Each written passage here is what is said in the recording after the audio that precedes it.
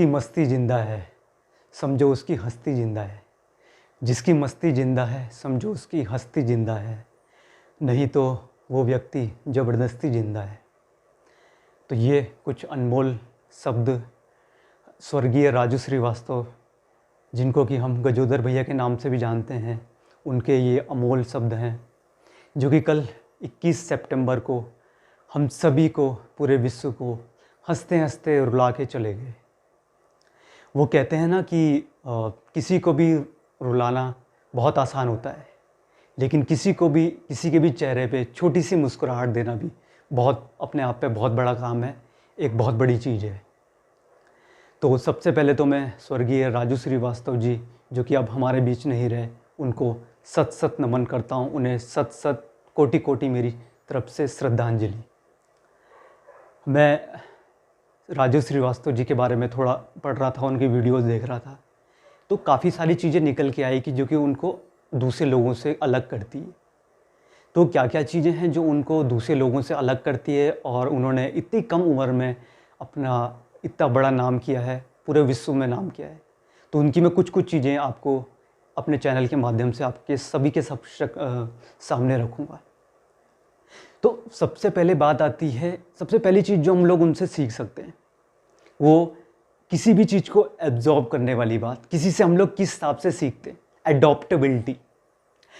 देखिए, पिताजी कवि थे, तो बचपन से ही कविताएं, बचपन से ही जो कविताएं, क्योंकि कवि भी थे और कविताएं लिखते थे, तो कविताओं को पढ़ते थे, उनसे सुनते थे, उनको अपने व्यक्तित्व में उतारने की कोशिश किया करते थे।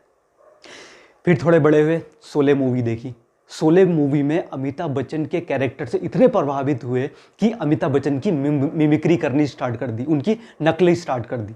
तो पहली चीज़ ये है एडोरेबिलिटी, यानी हम लोग किसी चीज़ को किस हिसाब से एब्जॉर्ब करते हैं, कितना सीखते हैं। दूसरी चीज़ मैं आपको बात करूँगा, दूसरी चीज़ आती है अपने पैशन को समझना और उसके ऊपर पूरी कड़ी मेहनत, हार्ड वर्किंग करना।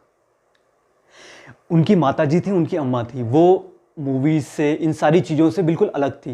मतलब वो ये समझती थी कि बच्चा जो है पढ़ लिख के IAS ऑफिसर बन जाएगा, गवर्नमेंट जॉब में चला जाएगा, वो सबसे बेस्ट है। तो वो कभी ये चीज़ें अच्छा नहीं मानती थी कि मूवी देख रहे हैं या ये चीज़ें। सख्त थी, बिल्कुल कठोर थी, बट उसके बावजूद भी उन्होंने अपना पैशन ढूंढा, अपने पैशन को फॉलो किया, हार्ड वर्किंग करी और इस मुकाम पे पहुंचे। तीसरी चीज़ की मैं बात करूं, लोगों की फिक्र नहीं करी कभी भी। देखिए, इससे क्या मतलब है, मैं बात कर रहा हूं उस टाइम की, उस जमाने की, जब कि कॉमेडी को मतलब इस तरीके से नहीं माना जाता था कि ये एक प्रोफेशन भी बन सकता, इस तरीके से नहीं माना करते थे। राजू श्रीवास्तव जी स्टेज शोज किया करते थे, वैसे नुक्कड़ नाटक जो होते हैं वो किया करते थे, मिमिक्री किया करते थे। अब जो क्या होता है कि स्टेज शो, जो गलियों के कुछ एरिया होते हैं, तो वहाँ पर जब स्टेज शो करते हैं तो बहुत सारे चैलेंजेस आते हैं। कभी ऑडियंस किस तरीके की ऑडियंस होती, कभी ऑडियंस किस तरीके की होती, वो सारी की सारी चीज़ें झेलना, उसके बाद हार्ड वर्किंग करना और इतना बेहतरीन रिजल्ट देना, मतलब बिना लोगों की परवाह किए, क्योंकि वो एक चीज़ समझ गए थे, कुछ तो लोग कहेंगे और लोगों का काम है कहना। तो अपने काम पे फोकस रखा। बहुत सारे चैलेंजेस आए होंगे, ऑडियंस के थ्रू आए होंगे या किसी और के थ्रू आए होंगे, उसको ना देखते हुए अपनी पर्सनैलिटी को डेवलप करना। चौथी चीज़ जो हम सीख सकते हैं उनसे, वो ये है कि अपना कंफर्टेबल जोन छोड़कर बाहर निकलना। देखिए, इससे क्या मतलब है, इससे ये मतलब है, जब कॉमेडी किया करते थे, मिमिक्रियाँ किया करते थे अपने एरिया में काफ़ी फेमस हो चुके थे। यूपी से स्टार्ट किया था, यूपी में, बिहार में स्टेज शोज़ किया करते थे, काफ़ी फेमस हो चुके थे। बट उन्हें लगा कि मैं इससे बाहर आके भी लोगों को और भी बहुत कुछ दे सकता हूँ, बहुत पोटेंशियल है। तो अपने पोटेंशियल को संभाला, कंफर्टेबल जोन को तोड़ते हुए मुंबई पहुँचे। मुंबई में जाकर बहुत ज़्यादा स्ट्रगल किया।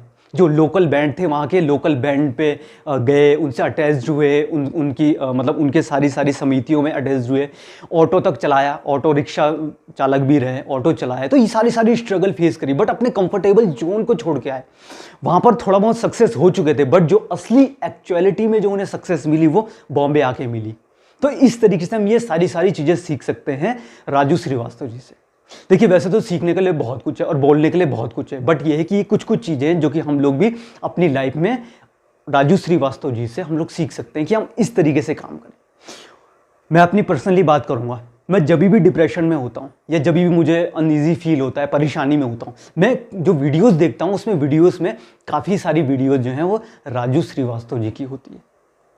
तो मैं आज उन्हें उनको अपने चैनल से श्रद्धांजलि देते हुए उनकी एक जो मुझे काफ़ी फेमस वीडियो लगती है, जो मैंने बहुत बार देख ली है, वो आपके सामने पेश करूँगा। तो मेरी ये एक चीज़ और मैं ऐड करना चाहता हूँ। मेरी देखिए ये वीडियो बनाने का बिल्कुल भी ये मकसद नहीं है कि मैं इसमें अपॉर्चुनिटी ढूंढ रहा हूँ या मुझे फेमस होना है ये वीडियो की एक्ट करके, बट मेरा ये है कि मैं एक एज अ श्रद्धांजलि, क्योंकि मैं उन्हें बहुत मानता हूँ, बहुत अभी भी मानता हूँ, पहले भी जिस टाइम में परेशानी में रहा काफ़ी उनकी बहुत वीडियोस देखी, तो उनसे मैं निकलने में जो मुझे मदद करी, उनके से एक वीडियो है जो मुझे बहुत अच्छी लगी है, वो मैं आपके सामने पेश करूँगा। तो अगर गलत बने तो प्लीज़ थोड़ा अवॉइड कीजिएगा, बट ये है कि ये श्रद्धांजलि तौर पे मैं ये वीडियो बना रहा हूँ।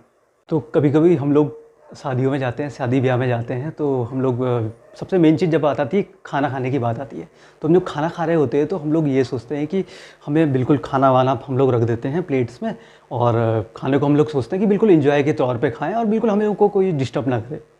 अब जब हम लोग ये सोच ही रहे होते हैं, बिल्कुल डिसेंसी से हम लोग खाना खा रहे होते हैं, इतने में आ जाते हैं जो कैमरामैन घूमते रहते हैं, कैमरामैन को लग रहा है कि लगता है कि ये जो आदमी है, ये जो शख्स है, ये परिवार का कोई महत्वपूर्ण शख्स है, तो हमारे सामने वीडियो कैमरा लेके आ जाते हैं।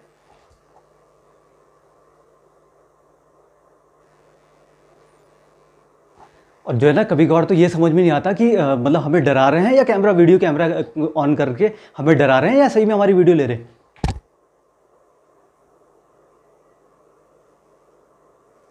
अब रिएक्शन क्या आता है ना, जब ऐसा वीडियो कैमरा आता है तो हम लोग भी जब व्यू करके रहते हैं तो हमारे भी कुछ फेस एक्सप्रेशन इस तरीके से रहते हैं।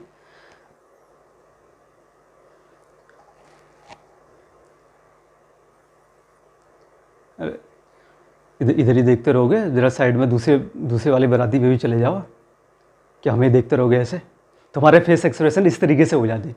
अब सब कुछ लाइटें वाइटें सब कुछ ठीक है, शादी ब्याह हो रही है, सब लाइटें वाइटें लाइटिंग वाइटिंग सब कुछ सही करिए, बेहतरीन खाना बनाया है, बट भूल गए क्या, जनरेटर लाना भूल गए। अब एकदम से लाइट चली जाती है। अब क्या होता है कि सबसे ज़्यादा जो दिक्कत होती है लाइट जाने में, सबसे ज़्यादा जो दिक्कत होती है जनरेटर में, वो होती है दुल्हन की छोटी बहन को।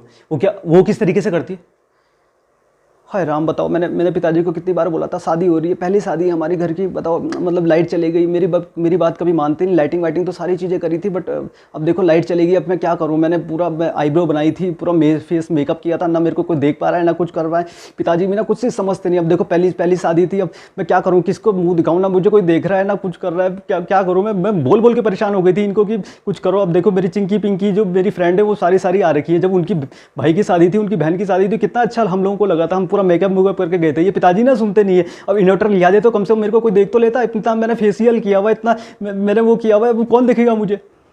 अब क्या होता है कि लाइट तो जा रखी है, अब लाइट जाने के बाद रिश्तेदारों ने मदद करनी चाहिए। अब रिश्तेदार कुछ रिश्तेदार कुछ अलग ही होते हैं, तो वो किस तरीके से करते हैं, मदद उन्हें करनी चाहिए, बस कुछ तरीके से कुछ रिश्तेदार ऐसे होते हैं। अब दुल्हन के जो मामा ताऊ हैं वो इस तरीके से, हमने कहा था ना, लाइट चली गई ना।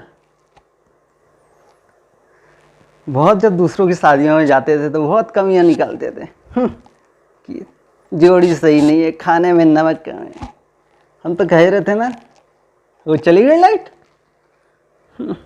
हमारी बात तो मानते ही नहीं, चली गई ना, तभी बोलते किसी की शादियों में या किसी के फंक्शन में कमियां नहीं निकालना चाहिए। अब एक और कैरेक्टर आता है, ये तो कैरेक्टर आया रिश्तेदारों का, अब कुछ कैरेक्टर ऐसे आते हैं।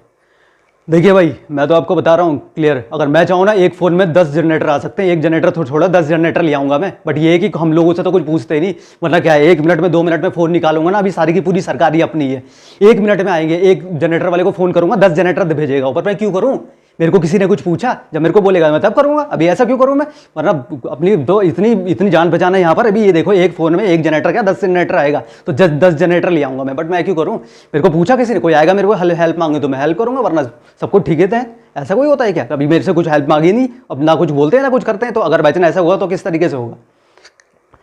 तो फ्रेंड्स, ये थी कुछ झलकियाँ जो मुझे ये वीडियोस काफ़ी अच्छी लगी हैं। ये वीडियो तो इसको बनाने का कोई तात्पर्य इस तरीके का नहीं है कि बस ये एज अ श्रद्धांजलि में मुझे काफ़ी अच्छी लगी ये वीडियो, तो फिर मैंने सोचा आप सबके साथ में शेयर करूं। तो एक बार फिर गजोदर भैया जी को सत सत नमन, सत सत प्रणाम और सत सत श्रद्धांजलि।